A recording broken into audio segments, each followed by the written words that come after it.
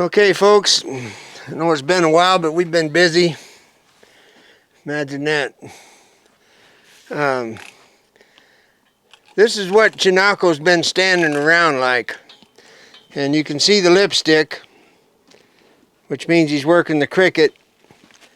And the most important thing I want you to see here is that the halter, and this is for my friend Bill up in Mariposa. This is how you hang them, Bill. You don't want the halter hanging way down here. You can obviously see why. So you got 7,000 oak trees and we don't have any trees. It's too dry here for trees. As a matter of fact, I saw a little tree following the dog around the other day. Anyway, the deal I want you to see is that those of you that don't miss a thing know that I made a different headstall for my bosal. And it stays out of the way of the bridle. That's why I don't have the brow band one. But I still have a throat latch on it with a square knot, and it's keeping this behind the headstall. Okay, the big deal is that watch him with the reins and playing around with the bit and whatever he's doing. It's just to know that this is the setup. This is what I did. This is high-tech, 1995 if you want to buy one. But that's how I rig him up to stand. And he'll stand for a couple hours, then I'll take him down. And the reins are loose. Okay, so once again, I believe in the weight of the bit. And he'll just kind of mess around and do what he does, and then he'll look and bridle up. But you got to understand that in the bridling up world, if you go to Spain, everything is done off the nose, the serreta, okay? And then they'll go to a surcingle, and then they'll lunge them. So that's why there's no real connection to the California spade bit horse in Spain. All right, now the surcingle is a very common tool for a lot of trainers to get a horse. I don't know what it's called. I call it cold jawed, but they got better words for it. They teach them to get in collection, but all they do is learn to just lean on the bit as far as I'm concerned. So what I do is that the weight of the bit, because it has the weight, bridles the horse up. And you watch his skull, he'll search. And when I'm riding outside, that's what my rein's going to look like. I'm going to be holding the ramal. And once again, a ramal is what hangs over the side, which turned into a quirt. So there's only one ramal. So when you say ramals with an S on it, I have no idea what you're talking about. So you got the rein, you got a ramal. And this is what it looks like to bridle a horse up. And he'll hang like that, and then I told a lot of friends I was going to get the outside ride on him, but we ain't made it there yet. I'm no hurry. Now he had a cyst on under his jaw, right where I needed the curb strap. So a couple weeks ago, we had to do a little minor surgery. And the way the cyst looked, I thought you'd just pop it off, but that ain't how it works. Evidently, you got to go all the way to the root of the cyst or it'll come back. So he had 6 sutures from doing that procedure. And that just adds more time to when I'm going to ride him, but I don't really care. It's not like we're going anywhere. And I did want to share with you something kind of special. Is that 3 weeks ago we went to our good friend's 50th wedding anniversary, Dan and Babe, down there in Escondido. And they're a real nice couple, hardworking. So we celebrated their 50th. And I don't want to brag, and I sure as heck wouldn't one up Dan because we're best friends, but I was celebrating my 50th too at the same time. And it just took 3 wives to get it done. So anyway, it was a joyous moment. But now I've got a good wife, as you all know, so my bride Deb does the brainy part and I do this part.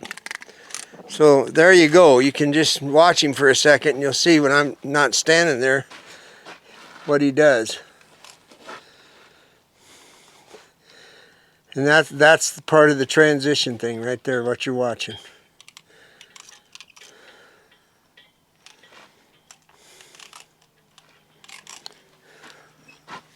You got a whole lip. list, and I got a list too. All right, Deb's got a list, so you guys better hunt a hole. We're going to be in Oregon the 14th, 15th, and 16th. And it's on the website of where the clinic is. We're doing a clinic and a roping. All right, we've got some horses we're taking up there that are going to be for sale. And shortly you're going to see the videos of those horses. And the way we're going to do it is that whoever sends the first email and says, I just got to have that horse, they get first right of refusal on the horse when we get to Oregon. And we'll be using most of them in the jackpot. We're having an actual roping. I'm reinventing the roping for real. It's going to be the world's poorest roping, so I'm kind of proud of that. So anyway, stay tuned, I guess, is what I need to tell you, and you'll see the horses that'll be for sale up there. All right, Deb, it's all yours. Well, we've got some questions, right, that you wanted to address. One of them that comes to my mind is, we had somebody wonder why we don't sell hobbles. So if you could go over there and grab our hobbles, you'll know why. Are they on aisle 7? I think so. Yeah. Well, you know how the old timers were. They hate to give away trade secrets.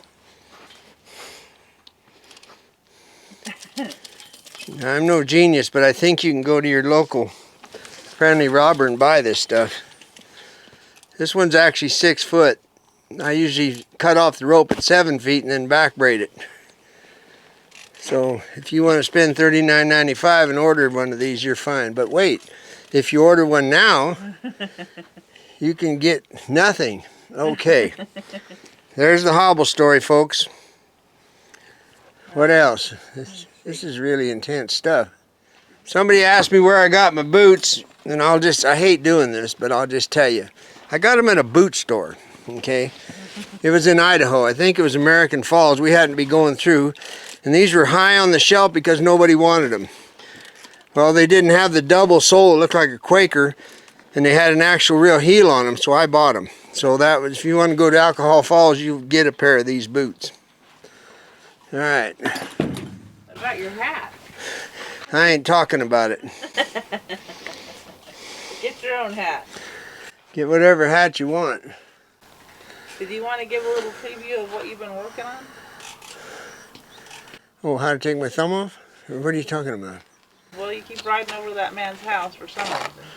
Oh, that's a trade secret, Deb. Okay. All right, anyway, we have a bit coming. The next bit that I've come up with. And it's going to be what we call a Western bit. And the reason, one of the 7 reasons I'm coming up with it is because you can't find a good Western bit anymore unless you go to Taiwan or Singapore. And Slicesters are... And Slicesters, now they turned into a $200 bit when they were 60 bucks when I first told people about them. So we'll have a Western bit coming out, and I want to pre-warn you right now for all you folks out there. A real Western bit rusts. So when there's rust on a bit, don't call the vet. Just hang it on the horse. It's sweet iron. That's the way the old bits work. For those of you that still have a grandpa, just ask him. Now everything's chromed or dipped or something, and it's shiny. That isn't the way bits used to be. The silver was shiny, but it had patina. But the cheeks were sweet iron, and they rust. The mouthpiece rusted. Go in the barn, and you'll find an old snaffle hanging on the wall. If it's 6.5 inches wide, it was a workhorse snaffle. So what I'm making is the good old standard Western bit. Because what I'm finding is people are riding Western bits two-handed, and because of the, I can't even hardly say it, but because of the correction bit, which was marketing genius, incidentally, to name it correction, well, then there's several generations of people riding two-handed. Now, I'm no genius, but that's actually how you ride English. In a snaffle. In a snaffle bit. Okay, so I'm trying to help everybody out and get you back into real Western riding. So that's where we're headed. Thank you.